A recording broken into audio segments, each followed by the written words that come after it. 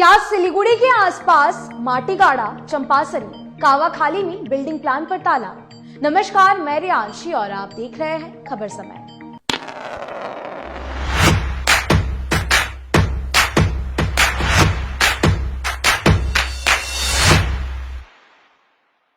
सिलीगुड़ी शहर का विस्तार किया जा रहा है। सिलीगुड़ी के आसपास पड़ी खाली जमीनों में बिल्डिंग निर्माण का कार्य चल रहा है। सिलीगुड़ी महाकमा परिषद के अंतर्गत कई ऐसे इलाके हैं जहां इन दिनों बड़ी बड़ी बिल्डिंग, मॉल तथा मार्केट कॉम्प्लेक्स के निर्माण का कार्य चल रहा है। उदाहरण के लिए कावाखाली, माटीगाड़ा, चंपासरी, देवीडांगा, रानीडांगा इत्यादि इलाके हैं जहां आवास निर्माण के लिए बिल्डिंग प्लान पास कराने की प्रक्रिया चल रही है। लेकिन क्या सिलीगुड़ी महाकमा परिषद के इन इलाकों में आवास निर्माण के लिए बिल्डिंग प्लान पास होगा? ये सवाल हर उस व्यक्ति की जुबान पर है जो इन दिनों इन क्षेत्रों में जमीन लेकर उस पर बाकायदा इंजीनियर से भवन निर्माण करवाना चाहता है। ग्रीन ट्रिब्यूनल के आदेश के बाद इन क्षेत्रों में बिल्डिंग निर्माण नहीं किया जा सकता।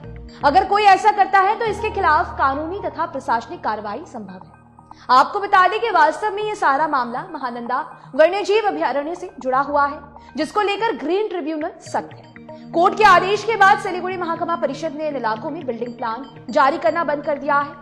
सूत्रों से मिली जानकारी के अनुसार सिलीगुड़ी शहर के इन इलाकों में 1000 बिल्डिंग निर्माण प्लान को रोक दिया गया है। ये सभी इलाके हैं पाथरघाटा ग्राम पंचायत, माटीगाड़ा, 18 खाल, चंपासरी, देवीडांगा, रानीडांगा, कावाखाली इत्यादि। महानंदा वन्यजीव अभयारण्य की सीमा के चारों ओर 5 किलोमीटर के दायरे में आने वाले क्षेत्रों को महानंदा वन्यजीव अभयारण्य के लिए संवेदनशील जोन माना गया है। ग्रीन ट्रिब्यूनल के आदेश के अनुसार इन क्षेत्रों में किसी भी तरह का बिल्डिंग निर्माण नहीं किया जा सकता।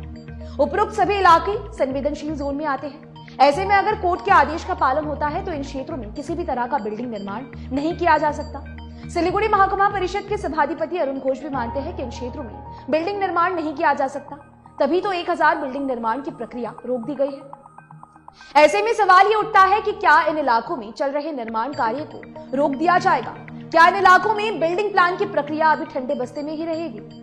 नौकाघाट ब्रिज पार करते ही कावाखाली पोड़ाझाड़ इलाके में इस समय बिल्डिंग निर्माण की प्रक्रिया बाधित है, जबकि कुछ दिनों पहले यहां एक कंपनी सैकड़ों मजदूरों से निर्माण कार्य करवा रही थी। अब वहां निर्माण कार्य नहीं दिख रहा है। इसका मतलब यह है कि सिलीगुड़ी महाकमा परिषद इन इलाकों में ग्रीन ट्रिब्यूनल के आदेश का पालन करवाने के लिए मजबूर है। कहा जा रहा है कि इन इलाकों में बन रहे मॉल, मार्केट कॉम्प्लेक्स, बिल्डिंग इत्यादि निर्माण कार्यों में पर्यावरण नियमों का पालन नहीं किया गया है।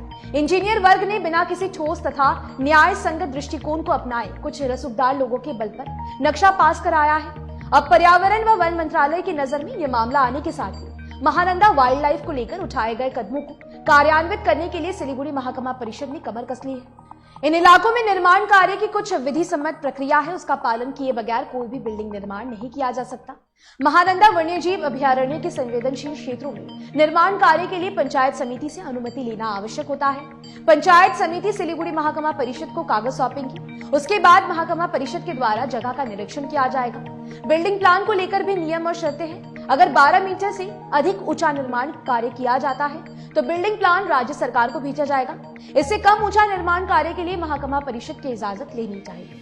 महाकमा परिषद और पंचायत समिति मिलकर समस्या का समाधान और बिल्डिंग प्लान की जांच पड़ताल करते हैं। सूत्र बता रहे हैं कि इन इलाकों में किसी भी तरह के निर्माण कार्य में ना तो कचरा प्रबंधन, जल संरक्षण तथा वृक्षारोपण का ध्यान रखा जाता है और ना ही पर्यावरण संरक्षण की दिशा में कोई ठोस कदम उठाया जाता है।